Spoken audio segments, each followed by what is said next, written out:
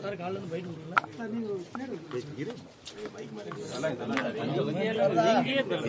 அதே எனக்கு மட்டும் என்கிட்ட கேட்குறீங்க, ஏன் கொடுக்குறீங்க? திருமாவளவன் என்ன சொல்லியிருக்காருன்னா பாத்தீங்கன்னா, விஜய் ஏன் கைது செய்யவில்லை தமிழ்நாடு காவல்துறை? வேற ஏதாவது ஒரு காலத்துல இருந்த அரசியலுக்கும் இப்போ இருக்க அரசியலுக்கும் என்ன டிஃபரெண்ட் இருந்ததா? இல்லை, 50 ஆண்டுகள் தான் போயிருக்குது. ஒரு 50 ஆண்டுகள். அன்னைக்கு அரசியலுங்கிறது உங்களுக்கு தெரியும், முழுக்க முழுக்க மக்களுக்கான சேவை தான் என்பது தாத்தாவுடைய நிலைப்பாடு. எங்கள் தலைவர்கள் கற்பிச்சது அரசியல் என்பது மக்களின் மீது அதிகாரத்தை செலுத்துகிற விவகாரம் அல்ல, அது மக்களுக்கு ஆற்றப்படுகிற தொண்டு என்று போதிச்சார் எங்களுக்கு. இப்போ நாங்கள் புரிஞ்சு வச்சிருக்கிறது அரசியல் என்பது அனைத்து உயிர்களுக்குமான தேவையும் அதை நிறைவு செய்யும் சேவையும் தான் அரசியல். அந்த வழியில் இது அரசியல் இப்போ இல்லை. அன்னைக்கு உண்மை நேர்மை இருந்தது, இன்னைக்கு ஊழல் லஞ்சமாக இருக்குது எல்லாமே. அன்னைக்கு எளிமை தூய்மையாக இருந்தது, இன்னைக்கு பெரிய ஆடம்பரமாக இருக்குது. திரையரங்கு செட்டுகள் போல், அரங்குகள் போல் இருக்குது. திரைப்பட இது செட்டு போடுவோம்ல, பிரம்மாண்டமாக இருக்குது எல்லாமே. அன்னைக்கு கொள்கை முதன்மையாக இருந்தது, இன்னைக்கு கூட்டம் முதன்மையாக இருக்குது. அப்போ இது இங்கே அரசியல் எப்படின்னா, ஒரு மிகுந்த ஒரு தொன்மமிக்க ஒரு வரலாற்றில் மூத்த ஒரு இனம், முதலில் பண்பட்டு நாகரிகம் அடைந்த ஒரு இனம். இந்த இனம் இதுதான் உலகத்துக்கு எல்லாத்தையும் கற்பிச்சிச்சு. இன்னைக்கு உலக அரங்கில் இது அவமானப்பட்டு தலை குனிஞ்சு நிற்குது. இது சேர சோழ பாண்டியர்கள் மூவேந்தர்களின் வாரிசு. எங்களுக்கு வள்ளல்கள் இருந்திருக்கிறாங்க, இலக்கிய பெருமை இருக்குது, வரலாற்று பெருமை இருக்குலாம் பேசிட்டு கடைசியாக எங்கேயும் நிற்குதுன்னா, இங்கே கட்டமைப்பு எப்படி வருதுன்னா, சாதி மதம் இது ரெண்டுமே ஒரு பெரிய போதையாக இருக்குது. அதுக்கப்புறம் சாராயம், அப்புறம் திரைக்கவர்ச்சி. இதில் இந்த சாராய போதை வீட்டை தான் பாதிக்கும், பெரிய அளவு இருக்குது. இந்த சாதி மதம் சமூகத்தை பாதிக்கும். இங்கே கல்வி நிறுவனங்கள் அரசியல் பேசாதேன்றாங்க. அந்த மாணவர் படிக்கிற போது எதுக்கு அரசியல்னு, சரி எப்படி படிக்கிறதே அரசியல் தான். அதனால இது நல்ல அரசியல் எது என்று கற்பிக்காதனால இந்த திரை மயக்கம் பெரிய அளவிற்கு இருக்குது. தெய்வ தரிசனம் போல் அன்றைய அரசு ஒரு உண்மை கண்டறியும் குழுன்னு அம்மா ஜெயமாலினியும் அந்த ஹேமாலினியும் இந்த அனுராக் தாக்கூர்னு 2 பேரை அனுப்புகிறாங்க. உடனடியாக கேட்டு இந்த மாதிரி பேட்டி கொடுத்துட்டு போகிறாங்க. அப்புறம் காங்கிரஸ் கட்சி அதனுடைய பொதுச் செயலாளர் பேசிட்டு போகிறாங்க. சிபிஐ விசாரணை வேணும், அது வேணும். இதே மாதிரி தானே துப்பாக்கி சூடு தூத்துக்குடியில் நடந்தது. ஏன் இந்த பாரதிய ஜனதா உண்மை கண்டறியும் குழு அனுப்பல? ஏன் இந்த காங்கிரஸ்? இது உயிர், அது உயிர் இல்லையா? அது மக்களின் பிரச்சனைக்கு போராடி சத்தான், மனு கொடுக்கத்தான் வந்தான். ஸ்டெர்லைட்டு எங்களுக்கு நிலம் நஞ்சாகுது, நீர் நஞ்சாகுது, எங்கள் வாழ்வாதாரத்தை பாதிக்குதுன்னு போராடி மக்கள் போராட்டம். அவன் வெகுண்டெழுந்து தன் உயிரை காக்க, நிலத்தை காக்க, வளத்தை காக்க வந்தான். அவனை சுட்டு கொன்னது யாரு? சுட சொல்லி உத்தரவு பிறப்பிச்சது யாரு? அதையே உண்மை கண்டறியும் குழு கேட்கல. அதையே இந்த 2 கட்சிகளில் ஒருத்தர் யாரும் கேட்கல. உங்களுக்கு புரியுதுன்னு நினைக்கிறேன். அன்னைக்கு இவங்கெல்லாம் எங்கே போனாங்க? கொடநாட்டில் 5 பேர் செத்துருக்கான், உங்களுக்கெல்லாம் தெரியுமில்ல. கொன்னது யாரு? காரணம் என்ன? பேச்சே கிடையாது. ஆந்திர காட்டுக்குள்ள 20 பேரை இதே ஐயா சந்திரபாபு நாயுடு ஆட்சியில் கடந்த முறை ஆளும்போது சுட்டு கொண்டு விட்டாப்ல. சொன்ன காரணம் செம்மரக்கட்டையை வெட்ட வந்தார்கள். வெட்டும்போது பிடிச்சியா? அதுக்கு சான்று இருக்கா? இல்லை. நீ என்ன பண்ண? சுட்டு மரக்கட்டையோடு கட்டையா எங்களை போட்டுட்டு மரக்கட்டையில் ஒரு எண்ணு போட்டிருப்பில 18, 19, அதே மாதிரி எங்கள் கால்லையும் போட்டிருந்தேன் பணத்தில். அப்போ ஒரு மரக்கட்டைக்கு இருக்கிற மதிப்பு மனித உயிருக்கு இல்லையாடான்னு இவன் எவனும் கேட்கல. அன்னைக்கு எந்த மத்திய அரசு உண்மை கண்டறியும் குழு எதுக்காக சுட்டா ஏன் ஒருத்தனும் கேட்கல. நீ என்ன கேட்டிருக்கணும்? வெட்டவே வந்தான், சட்டப்படி உன் மாநிலத்தில் குற்றம், நீ சிறை தானே படுத்தியிருக்கணும். சுட்டுக்கொள்ற உரிமை உனக்கு யார் கொடுத்தது? நீ சிறை தானே படுத்திருக்கணும். என்னைய நாங்கள் தவறு, அதுக்கு வழக்காடுறோம், அதுக்கு குற்றத்துக்கு என்ன தண்டனையோ, எத்தனை ஆண்டு சிறையோ அதை அனுபவிக்கிறோம், வெளியில் வர்றோம். நீ எப்படி சுட்டு கொண்டாயின்னு யாருமே கேட்கலையே. அதுக்கு ஒரு மத்திய புலனாய்வு விசாரணை கேட்கல, அதுக்கு ஒரு உண்மை கண்டறியும் குழு வரல, அதுக்கு ஒரு தனி நபர் நீதிபதி விசாரணை வைக்கல. அப்ப எப்படி இருக்கு? இப்ப தூத்துக்குடியில விசாரிச்சா அண்ணா ஜெகதீசன் அம்மா இதே அம்மா கொடுத்தாங்கல்ல, அந்த அறிக்கை தாக்கல் பண்ணாங்கல்ல, என்ன நடவடிக்கை நடந்திருக்கு? இப்ப இந்த அரசியலை எப்படி பாக்குறது? எப்படிப்பட்ட ஒரு இனத்துக்குள்ள எப்படிப்பட்ட சூழல்ல காலகட்டத்தில் நம்ம வாழ்ந்துகிட்டு இருக்கோம்னு நினைக்கும் போது அவ்வளவு பதட்டமா இருக்கு, பயமா இருக்கு. இதுக்குள்ளதான் நம்ம இந்த தலைமுறை பிள்ளைகளை விட்டு போறோமான்னு இருக்கும்போது எப்படி இருக்கு, எப்படி இருக்கு பாருங்க. அப்ப அந்த அந்த இறப்பை பற்றி ஒருத்தர் பேசல. அந்த குடும்பத்துக்கு எங்களுடைய இரங்கல், அவங்க துயரத்தில் நாங்க பங்கேற்கிறோம், இது நடந்துருச்சு அப்படின்னு ஒரு வார்த்தை கூட ஒருத்தரும் பேசலையே. அரசு மேல தப்பு, இவர் மேல தப்பு, இதுவா? அப்ப நமக்கு என்ன தோணுது, இந்த கூட்டத்தோடு நம்ம பிறந்ததே தப்பு, இந்த கூட்டத்தில் நம்ம வாழ்றதே தப்புன்னு தான் நமக்கு தோணுது. செஞ்சிருக்க வேண்டியது என்ன, நடந்ததுக்கு வருந்தி இனிமேல் இது போல நடக்காமல் திருந்தி நாங்கள் செயல்படுவோங்கிற உறுதி இருக்கிறத ஒவ்வொருத்தரும் செஞ்சிருக்கணும். அதை ஒருத்தர் கூட பேசல. மத்தியிலிருந்து விசாரிக்க வந்த குழு ஏதாவது இந்த இறந்த குடும்பத்துக்கு ஆறுதல்னு ஏதாவது பேசி கேட்டிருக்கல? சொல்லுங்க, எதாவது கேட்டிருக்கல?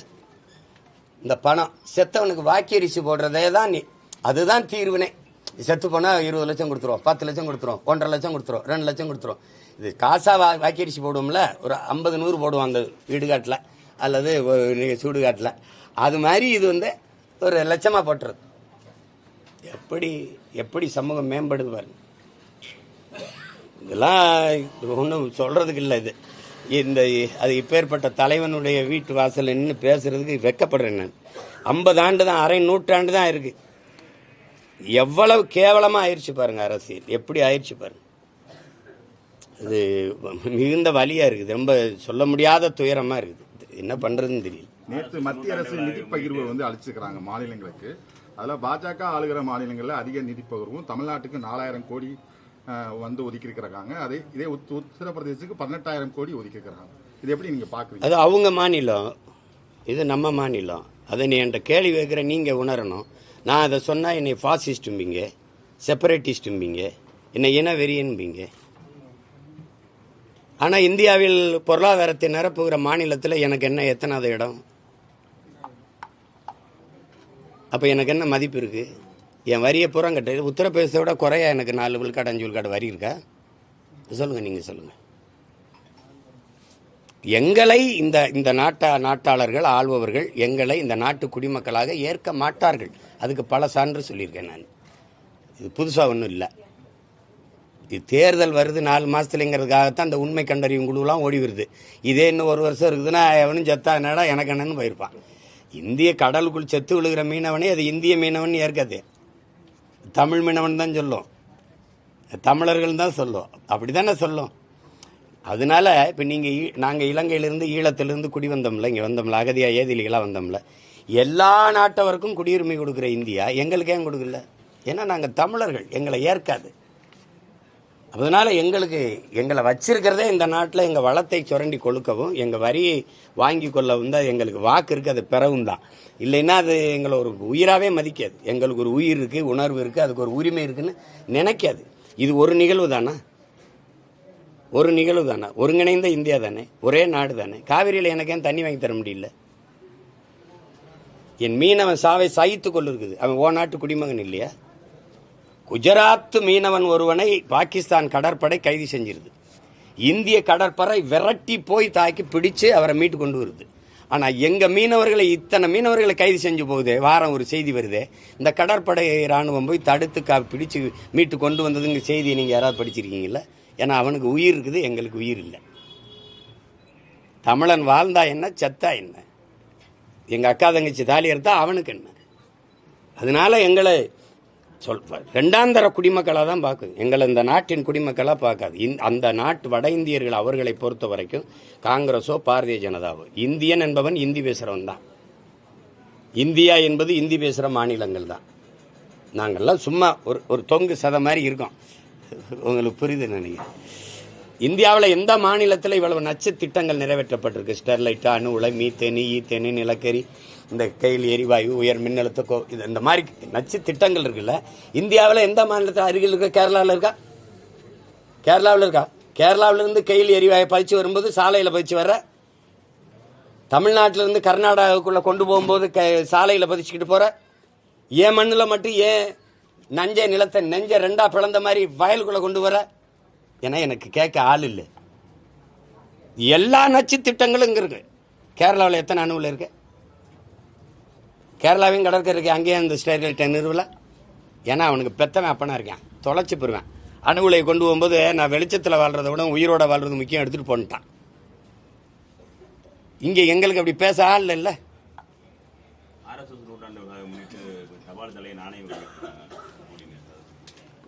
வெளியிடலைன்னா தான் நீங்கள் வியக்கணும். அவங்க அரசு, அவங்க அதிகாரம், அதுக்காக தான் 80 வருஷம் காத்திருந்து அதிகாரத்தை நிறுவிருக்காங்க, முழு அதிகாரத்தை நிறுவிருக்காங்க. இப்போ தானே கூட்டணி 2 ஆண்டு, அதுக்கு முன்னாடி இருந்த 2 ஆண்டும் முழு அதிகாரத்தை நிறுவிருக்கிறாங்க.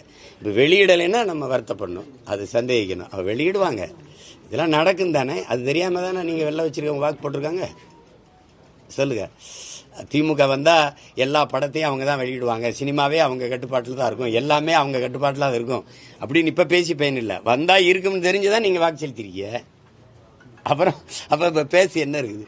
விஷத்தை குடித்தா சாகும்னு தெரிஞ்சு குடிச்சுவிட்டு அப்புறமா என்னை காப்பாற்றுங்கன்னு கதறதுல பயன் இல்லை. இவர் தாவேக தலைவர் வந்து அவரோட சுய சிந்தனையோட அரசியல் நடத்தினார்னா வருங்காலத்தில் அவர் நல்ல பெரிய நிலைக்கு போவாரு. அவர் பக்கத்தில் இருக்கிறவங்களோட பேச்சை கேட்டுட்டு அவர் வந்து சில விஷயங்கள் பண்றது வந்து அது நல்லதுக்கல்ல அப்படின்னு சொல்லிட்டு திருமாவளவன் வந்து ஒரு கருத்து வச்சிருக்காரு. இந்த கருத்து எப்படி பாக்குறீங்க? அந்த கருத்துக்கே நான் வரல, அதை விட்டுருங்க. அது எனக்கு சுய சிந்தனை இருக்குதுன்னா பக்கத்தில் இருக்க ஆள் எனக்கு நீங்கள் சொல்லு. இப்போ எனக்கு சுய சிந்தனை தான், எனக்கு எதுக்கு ஸ்ட்ராட்டஜிஸ்ட்டு? ஒரு தலைவன் ஒரு படையை வழிநடத்தினால் அது படையாக இருக்கும். ஒரு தலைவனே ஒரு படை வழி நடத்தினா அது படையாக இருக்காது. அது புரியுதா? இந்த மாதிரி பாடை தான் வரும், விளங்குதுன்னு நினைக்கிறேன். அதனால அதை போய் பேசி பயன் இல்லை.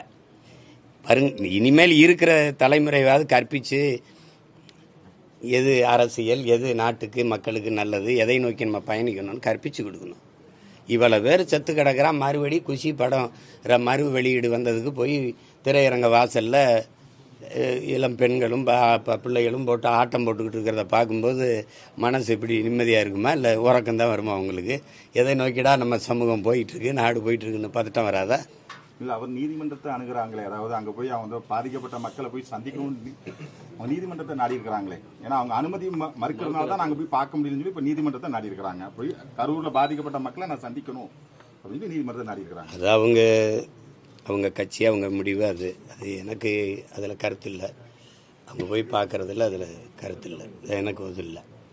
அதாவது அவர் தம்பியோட அந்த காணொலியை பார்க்கும்போது அவருக்கு அதில் அவர் பேசுனதில் அவருக்கு இதயத்துக்குள்ளே காயமோ வலியோ இல்லை. இருந்தால் அந்த மொழியில் அது வெளிப்பட்டுருக்கும். அது இல்லை. அதை கேட்கும்போது கஷ்டமாக இருக்குது. இப்போ நான் பேசி காட்டுறேன் பாருங்கள். இந்த மாதிரி என் மீது பேரன்பு வைத்து நீண்ட காலமாக நேசித்த என் அன்பு சொந்தங்கள், நான் இந்த மாதிரி பரப்புரை பயணத்தில் வரும்போது என்னை பார்க்க வந்து நீண்ட நேரம் கால்கெடுத்து எனக்காக நின்றீங்க. உங்களுக்கு நான் என்ன நன்றி கடன் எப்படி செலுத்த போகிறேன்னு தெரியல. நம்ம எல்லாரும் சேர்ந்து ஒரு நல்ல அரசியலை உருவாக்கி நல்ல ஆட்சியை நம்ம உருவாக்குவோம். இது இந்த மாதிரி ஒரு கொடும் துயர நிகழ்வு நிகழ்ந்துருச்சு. பச்சிலம் குழந்தைகள் இறந்ததெல்லாம் எனக்கு மிகுந்த மன வலியை தருது.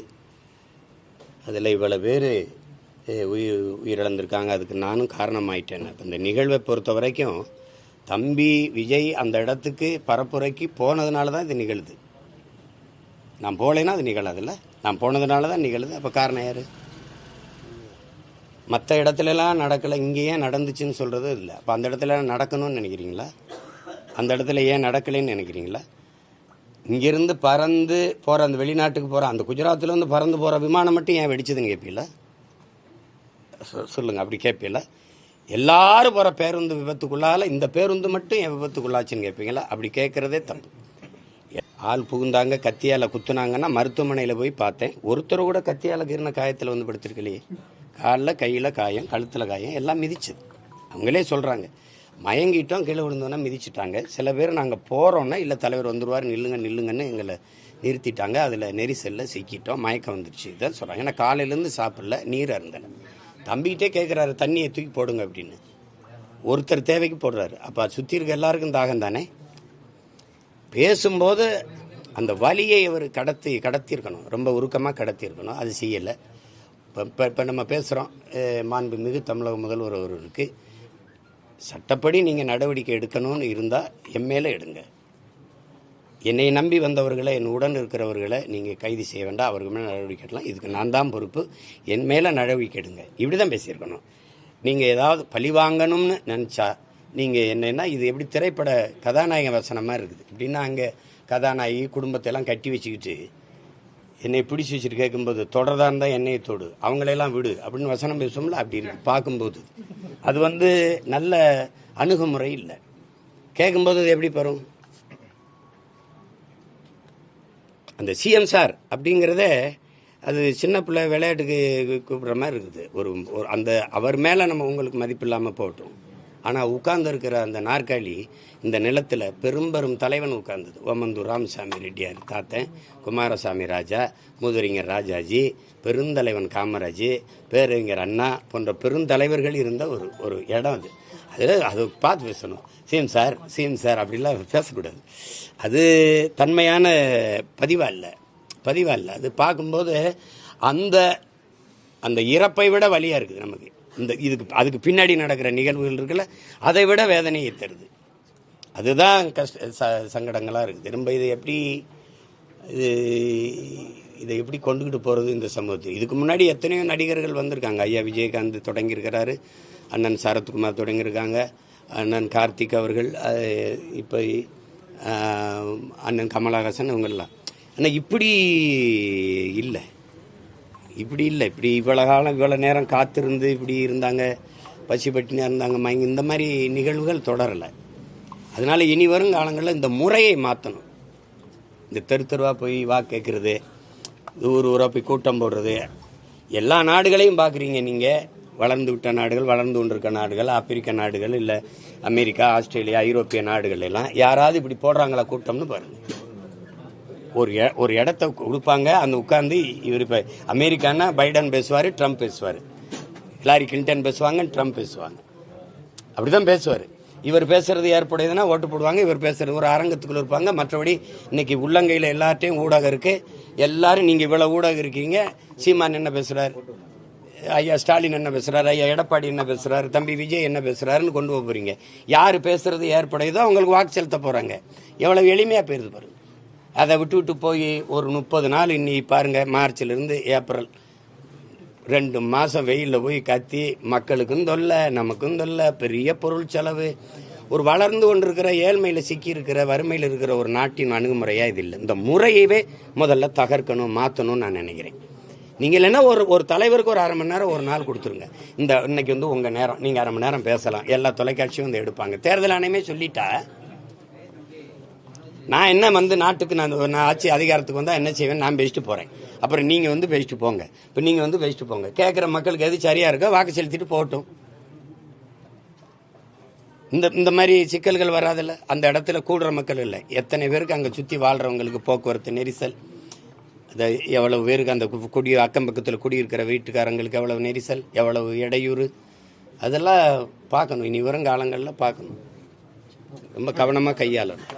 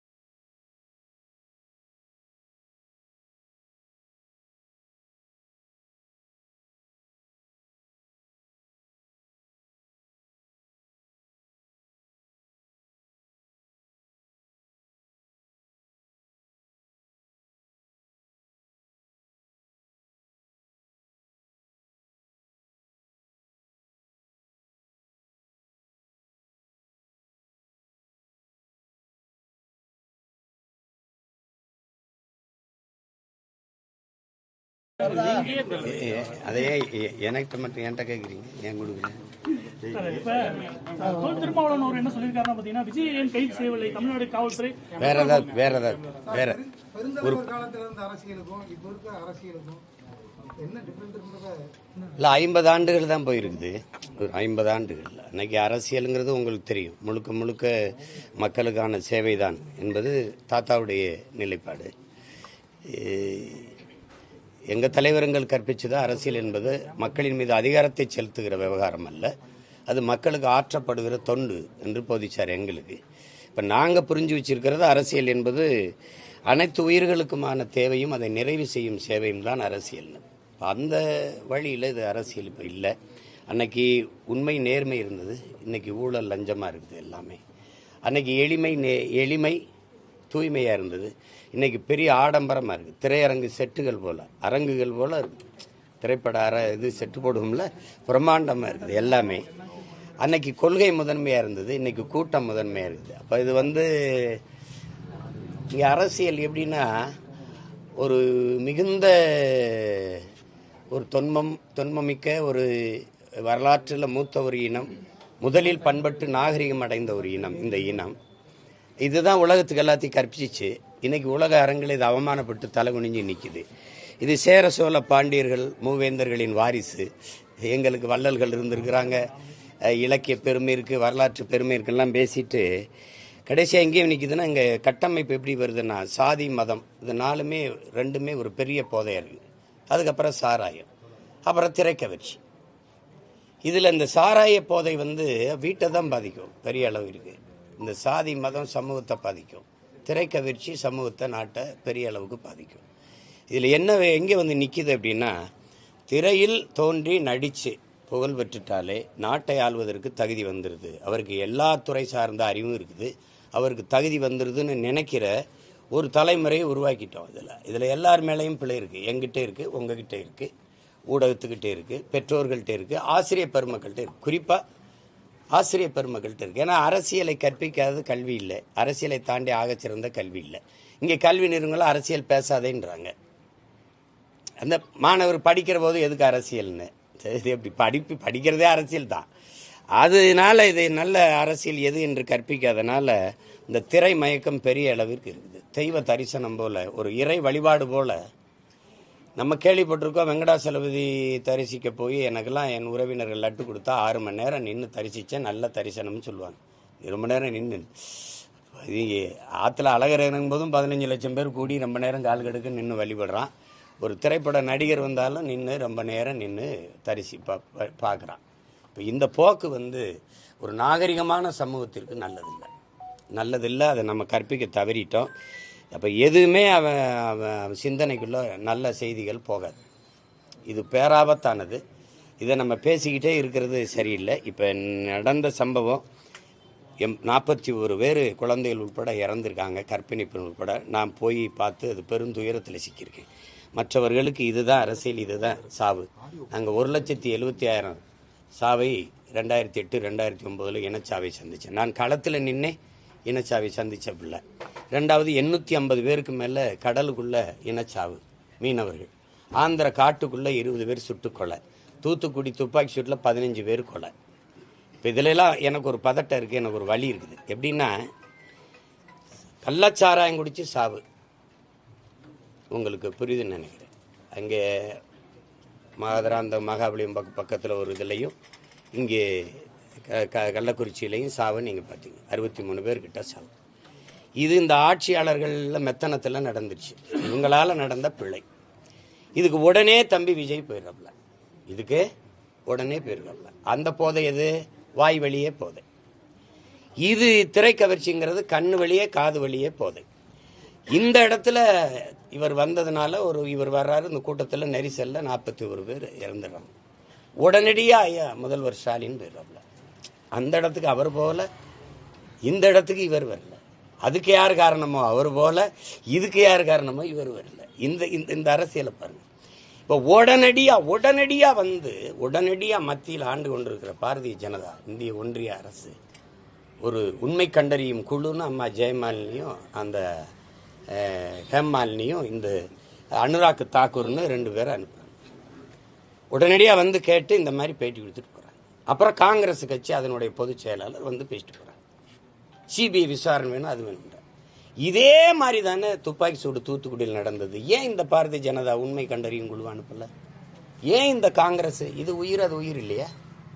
அது மக்களின் பிரச்சனைக்கு போராடி சத்தான், மனு கொடுக்கத்தான் வந்தான். ஸ்டெர்லைட்டு எங்களுக்கு நிலம் நஞ்சாகுது, நீர் நஞ்சாகுது, எங்கள் வாழ்வாதாரத்தை பாதிக்குதுன்னு போராடி மக்கள் போராட்டம்.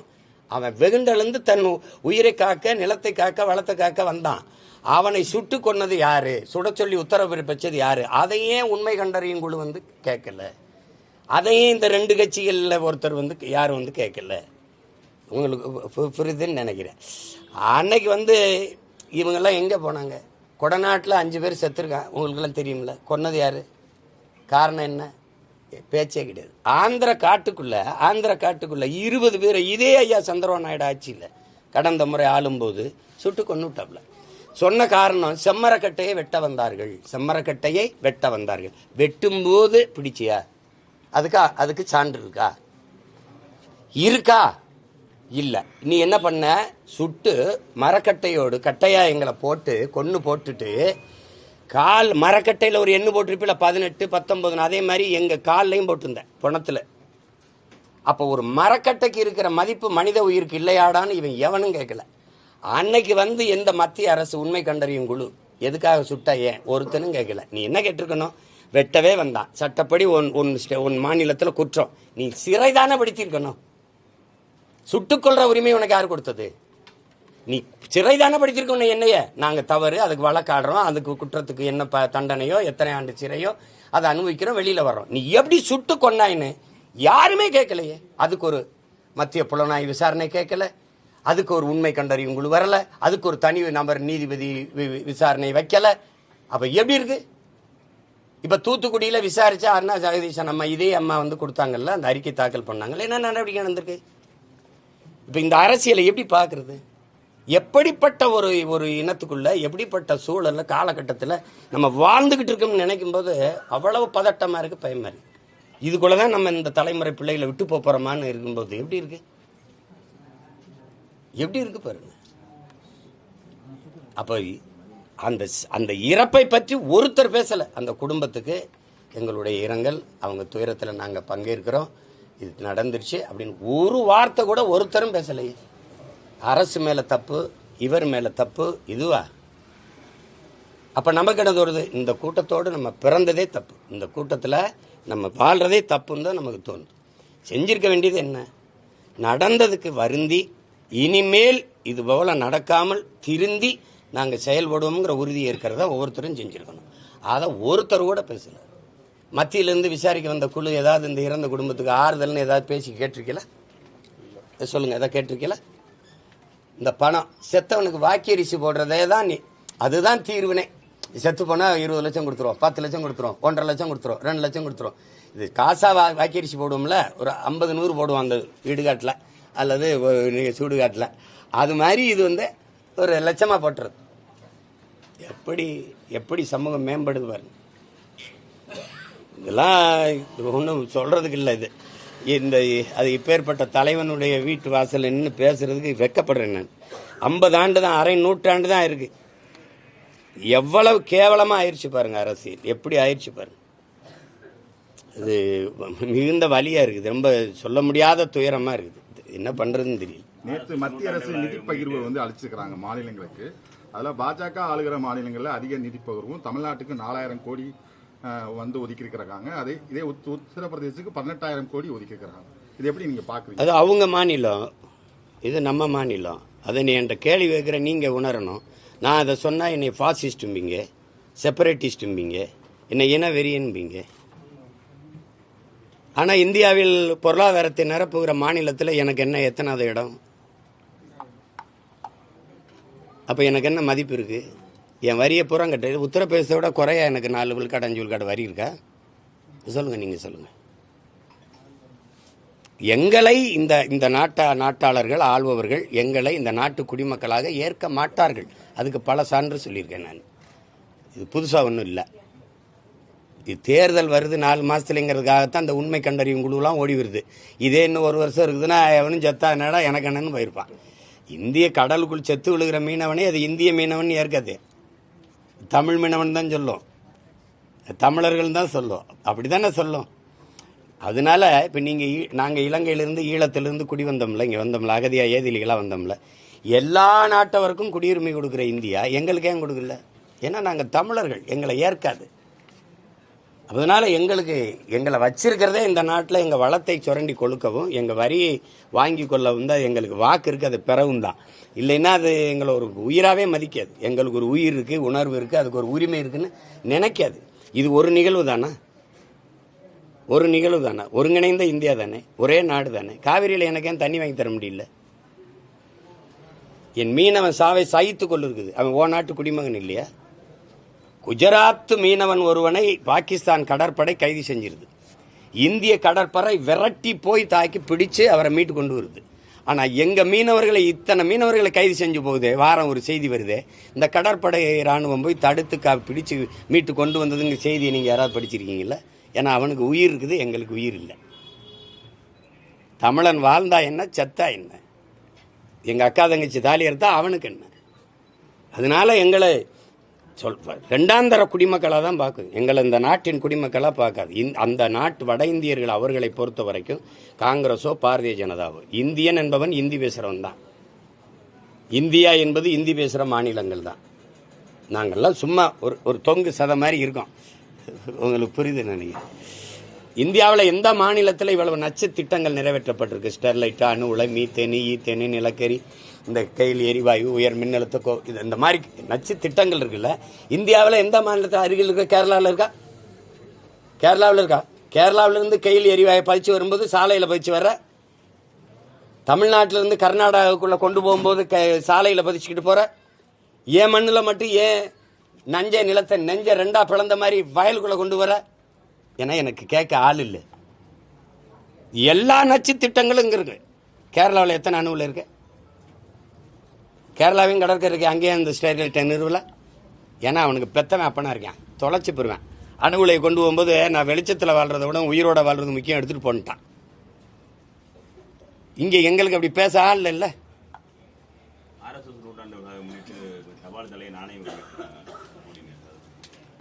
வெளியிடலைன்னா தான் நீங்கள் வியக்கணும். அவங்க அரசு, அவங்க அதிகாரம், அதுக்காக தான் 80 வருஷம் காத்திருந்து அதிகாரத்தை நிறுவிருக்காங்க. முழு அதிகாரத்தை நிறுவிருக்காங்க. இப்போ தானே கூட்டணி 2 ஆண்டு, அதுக்கு முன்னாடி இருந்த 2 ஆண்டும் முழு அதிகாரத்தை நிறுவிருக்கிறாங்க. இப்போ வெளியிடலைன்னா நம்ம வருத்தப்படணும், அது சந்தேகிக்கணும். அவள் வெளியிடுவாங்க, இதெல்லாம் நடக்கும் தானே. அது தெரியாமல் தானே நீங்கள் வெளில வச்சுருக்கவங்க வாக்கு போட்டிருக்காங்க. சொல்லுங்க. திமுக வந்தால் எல்லா படத்தையும் அவங்க தான் வெளியிடுவாங்க, சினிமாவே அவங்க கட்டுப்பாட்டில் தான் இருக்கும், எல்லாமே அவங்க கட்டுப்பாட்டில் தான் இருக்கும் அப்படின்னு இப்போ பேசி பயன் இல்லை. வந்தால் இருக்கும்னு தெரிஞ்சுதான் நீங்கள் வாக்கு செலுத்திருக்கீங்க. அப்புறம் இப்போ பேசி என்ன இருக்குது? விஷத்தை குடித்தா சாகும்னு தெரிஞ்சு குடிச்சுவிட்டு அப்புறமா என்னை காப்பாற்றுங்கன்னு கதறதுல பயன் இல்லை. இவர் தாவேக தலைவர் வந்து அவரோட சுய சிந்தனையோட அரசியல் நடத்தினார்னா வருங்காலத்தில் அவர் நல்ல பெரிய நிலைக்கு போவாரு. அவர் பக்கத்தில் இருக்கிறவங்களோட பேச்சை கேட்டுட்டு அவர் வந்து சில விஷயங்கள் பண்றது வந்து அது நல்லதுக்கல்ல அப்படின்னு சொல்லிட்டு திருமாவளவன் வந்து ஒரு கருத்து வச்சிருக்காரு. இந்த கருத்து எப்படி பாக்குறீங்க? அந்த கருத்துக்கே நான் வரல, அதை விட்டுருங்க. அது எனக்கு சுய சிந்தனை இருக்குதுன்னா பக்கத்தில் இருக்க ஆள் எனக்கு நீங்கள் சொல்லு. இப்போ எனக்கு சுய சிந்தனை தான். எனக்கு எதுக்கு ஸ்ட்ராட்டஜிஸ்ட்டு? ஒரு தலைவன் ஒரு படையை வழிநடத்தினால் அது படையாக இருக்கும். ஒரு தலைவனே ஒரு படை வழி நடத்தினா அது படையாக இருக்காது. அது புரியுதா? இந்த மாதிரி பாடை தான் வரும். விளங்குதுன்னு நினைக்கிறேன். அதனால அதை போய் பேசி பயன் இல்லை. இனிமேல் இருக்கிற தலைமுறையாவது கற்பித்து எது அரசியல், எது நாட்டுக்கு மக்களுக்கு நல்லது, எதை நோக்கி நம்ம பயணிக்கணும்னு கற்பித்து கொடுக்கணும். இவ்வளோ பேர் செத்து கிடக்கிறான். மறுபடி குஷி படம் மறு வெளியீடு வந்ததுக்கு போய் திரையரங்க வாசலில் இளம் பெண்களும் பிள்ளைகளும் போட்டு ஆட்டம் போட்டுக்கிட்டு இருக்கிறத பார்க்கும்போது மனசு இப்படி நிம்மதியாக இருக்குமா? இல்லை உறக்கம்தான் வருமா அவங்களுக்கு? எதை நோக்கிடா நம்ம சமூகம் போயிட்டுருக்கு, நாடு போயிட்டுருக்குன்னு பதட்டம் வராதா? இல்லை, அவர் நீதிமன்றத்தை அணுகிறாங்களே, அதாவது அங்கே போய் அவங்க பாதிக்கப்பட்ட மக்களை போய் சந்திக்கணும், அவங்க நீதிமன்றத்தை நாடி இருக்கிறாங்களே. ஏன்னா அவங்க அனுமதி மறுக்கிறதுனால தான் நாங்கள் போய் பார்க்க முடியும்னு சொல்லி இப்போ நீதிமன்றத்தை நாடி இருக்கிறாங்க. போய் கரூரில் பாதிக்கப்பட்ட மக்களை நான் சந்திக்கணும் அப்படின்னு நீதிமன்றத்தை நாடி இருக்கிறாங்க. அது அவங்க கட்சி, அவங்க முடிவு. அது எனக்கு அதில் கருத்து இல்லை. அவங்க போய் பார்க்குறதில்ல, அதில் கருத்து இல்லை. எனக்கு அது இல்லை. அதாவது அவர் தம்பியோட அந்த காணொலியை பார்க்கும்போது அவருக்கு அதில் அவர் பேசுனதில் அவருக்கு இதயத்துக்குள்ளே காயமோ வலியோ இல்லை. இருந்தால் அந்த மொழியில் அது வெளிப்பட்டிருக்கும். அது இல்லை. அதை கேட்கும்போது கஷ்டமாக இருக்குது. இப்போ நான் பேசி காட்டுறேன் பாருங்கள். இந்த மாதிரி என் மீது பேரன்பு வைத்து நீண்ட காலமாக நேசித்த என் அன்பு சொந்தங்கள், நான் இந்த மாதிரி பரப்புரை பயணத்தில் வரும்போது என்னை பார்க்க வந்து நீண்ட நேரம் கால்கெடுத்து எனக்காக நின்றீங்க. உங்களுக்கு நான் என்ன நன்றி கடன் எப்படி செலுத்த போகிறேன்னு தெரியல. நம்ம எல்லாரும் சேர்ந்து ஒரு நல்ல அரசியலை உருவாக்கி நல்ல ஆட்சியை நம்ம உருவாக்குவோம். இது இந்த மாதிரி ஒரு கொடும் துயர நிகழ்வு நிகழ்ந்துருச்சு. பச்சிலம் குழந்தைகள் இறந்ததெல்லாம் எனக்கு மிகுந்த மன வலியை தருது. அதில் இவ்வளோ பேர் உயிரிழந்திருக்காங்க. அதுக்கு நானும் காரணமாயிட்டேன். இந்த நிகழ்வை பொறுத்த வரைக்கும் தம்பி விஜய் அந்த இடத்துக்கு பரப்புரைக்கு போனதுனால தான் இது நிகழுது. நான் போகலைன்னா அது நிகழாதுல்ல. நான் போனதுனால தான் நிகழுது. அப்போ காரணம் யார்? மற்ற இடத்துலலாம் நடக்கலை, இங்கே ஏன் நடந்துச்சுன்னு சொல்கிறது இல்லை. அப்போ அந்த இடத்துல நடக்கணும்னு நினைக்கிறீங்களா? அந்த இடத்துல ஏன் நடக்கலைன்னு நினைக்கிறீங்களா? இங்கேருந்து பறந்து போகிற அந்த வெளிநாட்டுக்கு போகிற அந்த குஜராத்லேருந்து பறந்து போகிற விமானம் மட்டும் ஏன் வெடிச்சதுன்னு கேட்பீங்களா? சொல்லுங்கள், அப்படி கேட்பீங்களா? எல்லாரும் போகிற பேருந்து விபத்துக்குள்ளால இந்த பேருந்து மட்டும் என் விபத்துக்குள்ளாச்சுன்னு கேட்பீங்களா? அப்படி கேட்குறதே தப்பு. எல்லா கூட்டத்திலையும் மயங்கி விழுந்தாங்க, இதுலேயும் மயங்கி விழுந்தாங்க. நெரிசலாக இருந்தனால மிதித்து அது காயம்பட்டு இறந்து போயிட்டாங்க. அதுதான் மூச்சு திணறல் ஏற்பட்டு. ஆள் புகுந்தாங்க, கத்தியால் குத்துனாங்கன்னா மருத்துவமனையில் போய் பார்த்தேன். ஒருத்தர் கூட கத்தியால் கீறின காயத்தில் வந்து படுத்திருக்கலையே. காலில் கையில் காயம், கழுத்தில் காயம், எல்லாம் மிதிச்சது. அவங்களே சொல்கிறாங்க, மயங்கிட்டோம், கீழே விழுந்தோன்னா மிதிச்சிட்டாங்க. சில பேர் நாங்கள் போகிறோன்னா இல்லை தலைவர் வந்துடுவார், நில்லுங்கன்னு எங்களை நிறுத்திட்டாங்க. அதில் நெரிசலில் சிக்கிட்டோம், மயக்கம் வந்துடுச்சு, இதான் சொல்கிறாங்க. ஏன்னா காலையிலேருந்து சாப்பிடல, நீர் அருந்தலை. தம்பிக்கிட்டே கேட்குறாரு தண்ணியை தூக்கி போடுங்க அப்படின்னு. ஒருத்தர் தேவைக்கு போடுறாரு. அப்போ அது சுற்றி இருக்க எல்லாருக்கும் தாகம் தானே. பேசும்போது அந்த வலியை அவர் கடத்தியிருக்கணும், ரொம்ப உருக்கமாக கடத்தியிருக்கணும். அது செய்யலை. இப்போ நம்ம பேசுகிறோம், மாண்புமிகு தமிழக முதல்வர் அவர்களுக்கு சட்டப்படி நீங்கள் நடவடிக்கை எடுக்கணும்னு இருந்தால் என் மேலே எடுங்க. என்னை நம்பி வந்தவர்களை, என் உடன் இருக்கிறவர்களை நீங்கள் கைது செய்ய வேண்டாம், அவருக்கு மேலே நடவடிக்கை எடுக்கலாம். இதுக்கு நான் தான் பொறுப்பு, என் மேலே நடவடிக்கை எடுங்க. இப்படி தான் பேசியிருக்கணும்.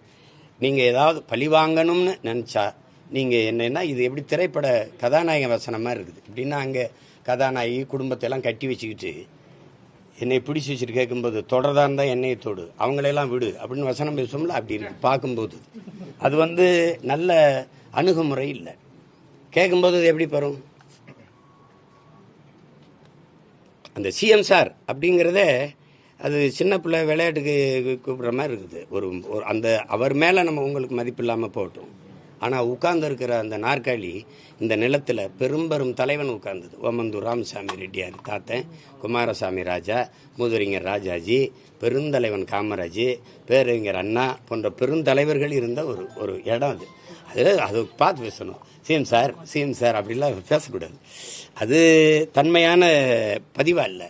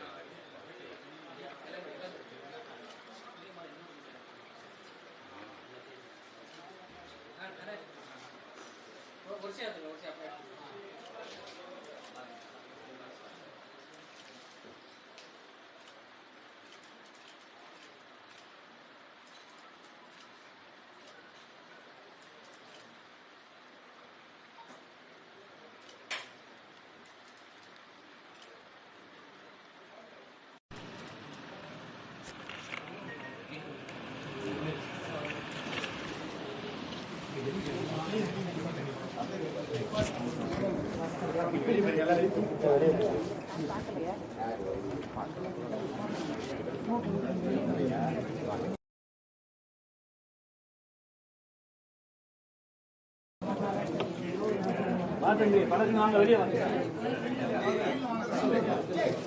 முன்னாடி போய் எல்லாம்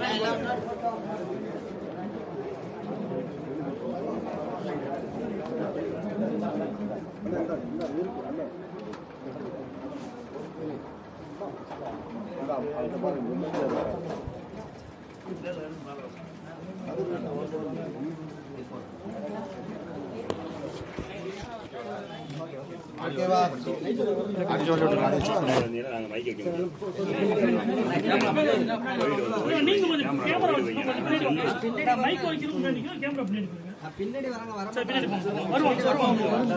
நீங்க வந்து அவங்க எல்லாம் வந்துருவாங்க. மொபைல் வச்சிருக்கீங்க